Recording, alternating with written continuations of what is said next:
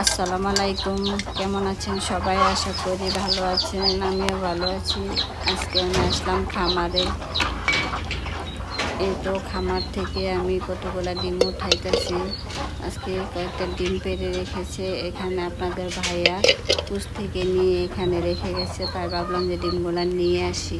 প্রতিদিনই ডিম উঠানো হয় 3 আলি 4 আলি করে, কিন্তু আপনাদের সাথে শেয়ার করা হয় না সময়ের ব্যস্ততার কারণে।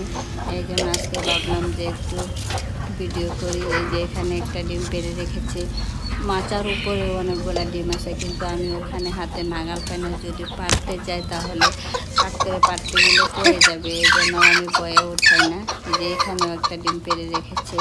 মানে প্রত্যেক দিন আমি যে পরিমাণ ডিম পাই খামার থেকে, মাশাল্লাহ অনেক ডিম হয়। কিন্তু আমি যদি ডিমগুলো বিক্রি করতাম অনেক টাকা পেতাম, কিন্তু আপনাদের বাইরে ডিম বিক্রি করতে দেয় না, তাই সবগুলো খাওয়াই হয়। এই তো এই যে এখানে 3টা ডিম আছে, আমি 2টা নিয়ে একটা রেখে দেবো আরেকবার পাড়ার জন্য, কারণ ডিম না দিলে ডিম পারে না। এই জন্য একটা রেখে দিই। একটা করে ডিম রাখলে 10টা মুরগি, তো 10টা ডিম নষ্ট হয়।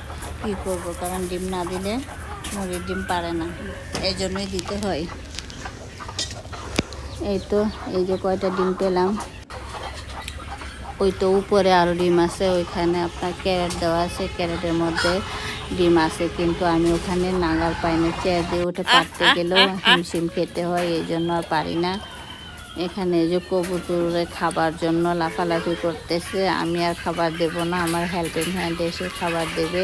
হাঁসও খেতে আসছে এই খাবারের। এখানে মমিনের মা হসপিটালে গিয়েছিল, তার ছেলের বউকে নিয়ে সে কথা বলতেছিল যে দাঁড়ালে বড়া হসপিটালে পরীক্ষা করতে গেছি, কেউ বলে 800, কেউ বলে 400, কেউ বলে 500। এই জন্য আর পরীক্ষাই করি নাই, গরমের মধ্যে তার আগে চলে এসেছি।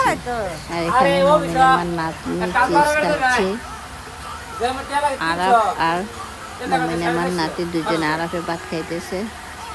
আমি বলতেছিলাম যে তোরা কি খাচ্ছিস।